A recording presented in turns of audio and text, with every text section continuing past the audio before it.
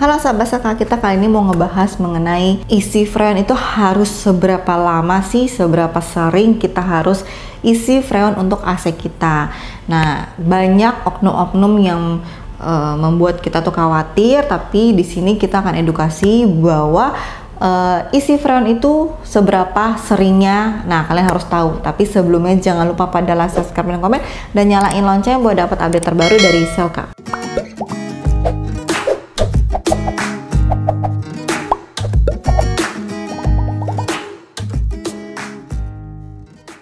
Halo sahabat Selka, kita ada kabar baik banget nih karena banyak banget yang request dan juga banyak banget yang nanyain udah lama dari bulan-bulan lalu, malah tahun-tahun lalu. Jadi kita sekarang udah launching untuk Selka Clean. Jadi kalian kalau yang mau cuci AC itu bisa langsung ke website kita untuk belanja untuk cuci AC-nya dari yang setengah sampai 2,5 PK khusus untuk AC split aja saat ini. Nah, kalian tuh udah bisa langsung belanja di website kita. Jadi kalian nanti akan search aja di website kita untuk ketik cuci AC. Nanti ada keluar pilihan untuk setengah 1 PK, 1,5 sampai 2,5 PK. Jadi kalian bisa pilih dan kuantitinya sesuai dengan yang kalian mau cuci di rumah, seberapa banyak AC yang ada kalian. Nah, yang pertama adalah AC freon itu tidak perlu diisi terus selama saat pemasangan tekanan yang dicek itu sudah sesuai di 160 sampai 180. Itu bisa berbeda-beda ya tekanan PSI-nya. Jika pipanya panjang udah wajib harus tambah freon. Nah, selama pencucian jika teknisi bilang, "Bu, freonnya habis, Bu, freonnya habis," harus diisi.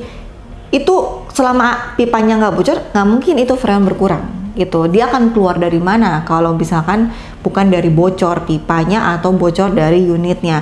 Selama itu tidak ada kebocoran, kita tidak perlu isi freon, tidak perlu tambah freon ya. Jadi kalau misalkan ada setiap isi AC kalian bilang, teknisi bilang, "Ibu, ini tekanannya kurang, harus isi freon." Nah, itu berarti ada yang memang nakal atau memang sebenarnya bermasalah sama AC-nya gitu. Itu harus kalian cek ke brandnya jika masih garansi.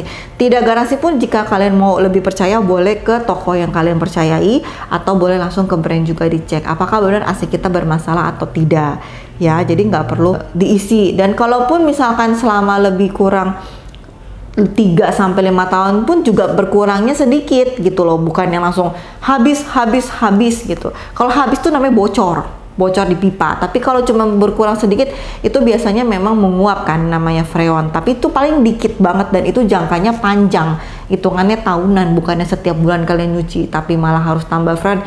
Itu pasti bermasalah. Nah, ada 3 hal kenapa AC freon itu suka habis atau bocor gitu. Kenapa ya? Pertama adalah dari kondisi luar. Kondisi luar itu seperti apa? Seperti pipa. Kenapa pipanya? Ya pipanya terlalu tipis, ya kan, tidak sesuai standar pabrik. Terus juga pipanya mungkin karena sudah terlalu lama, ya kan, yang dimana mungkin ada bocor-bocor sedikit gitu. Jadi itu mempengaruhi. Dan juga misalkan pipa itu panjang tapi kalian tidak tambah freon. Nah, itu faktor dari luarnya jika memang si freon itu bisa bocor ya. Nah, yang kedua adalah dari kondisi dalam. Dari kondisi dalam itu kebanyakan rata-rata adalah karena evaporator dari unitnya. Evaporatornya yang dimana sudah bocor ya kan. Paling juga kalau ketahuan bocor ya kalian harus ganti evaporator. Kalau memang misalkan masih garansi boleh minta ke brandnya. Kalau tidak garansi ya harus ganti indoornya atau beli AC baru. Tapi kalau misalnya terlalu mahal ya lebih baik beli spare partnya kan. Lebih spare partnya mungkin lebih murah kalau memang belum ada biayanya. Jadi kalau emang udah urusannya evaporator itu lebih baik langsung diganti, karena itu juga nggak bisa bertahan lama kalau kalian nggak ganti sih sumber masalahnya si evap itu. Nah, yang ketiga adalah dari flaring atau sambungan pipa. Jadi flaring itu dimana penyambungan antara pipa dengan outdoor, indoor gitu kan. Jadi harus di flaring. Nah, flaring itu mungkin dimana pecah, tidak sesuai, tidak rapet. Nah, itu mengakibatkan bocor-bocor halus. Dan ada juga sambungan pipa yang dimana tidak sesuai standar atau tidak rapi. Sambungan pipa dilas itu tidak masalah ya, bukan berarti tidak boleh. Boleh, karena memang pada dasarnya satu roll pipa itu hanya cuma 30 meter. Kalau kalian pipanya ternyata harus lebih dari 30 meter kan wajib sambung. Itu tidak masalah asal penyambungan lasnya itu benar. Jadi benar-benar menggunakan perak dan rapet dan segala macam tebal. Jadi tidak sembarangan cuman yang tipis aja dan tidak menggunakan perak, itu pasti mengakibatkan bocor. Jadi sambungan pun tidak masalah tapi harus sesuai dengan standarnya ya. Nah, bisa juga jadi kesalahan orang human yang dimana saat pencucian pemasangan gitu ya, dari orangnya yang nakal ya, oknum-oknum nakal, atau juga yang ketidakahlian yang sudah mencoba gitu ya.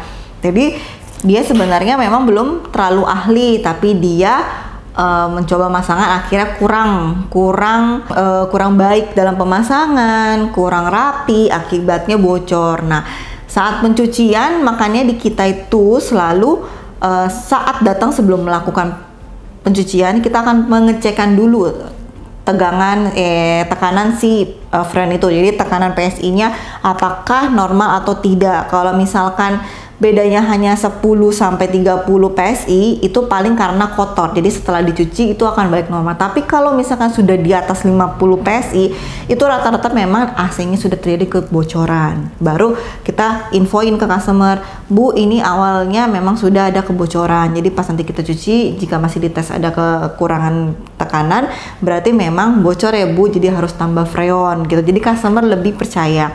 Ya kan, ada yang dimana kan langsung melakukan pencucian dan itu ternyata tekanannya berkurang gitu, dikasih tau ke customer harus tambah freon. Nah itu kan oknum-oknum yang tidak baik, tapi tidak semua gitu ya. Kalau bisa memang kalian memang ke tempat yang kalian sudah percayai dan tokonya pun bisa bertanggung jawab gitu loh. Jadi kalaupun memang terjadi ada masalah dengan AC-nya pas selesai pemasangan dan masih garansi dalam waktu 30 hari pemasangan, kalian nggak perlu khawatir, apapun yang dilakukan pasti akan di cover oleh si toko tersebut gitu ya. Jadi tidak masalah, oke? Nah, sudah di akhir video itu adalah kenapa friend itu suka bocor dan kurang lebih itu yang harus kalian waspadai juga gitu ya, supaya kalian tidak diakali oleh oknum-oknum tidak baik gitu ya. Nah, sudah di akhir video, jangan lupa pada like, subscribe, dan komen, dan nyalain lonceng buat dapat update terbaru dari Salka. Kita ketemu lagi di video selanjutnya. See you, bye bye.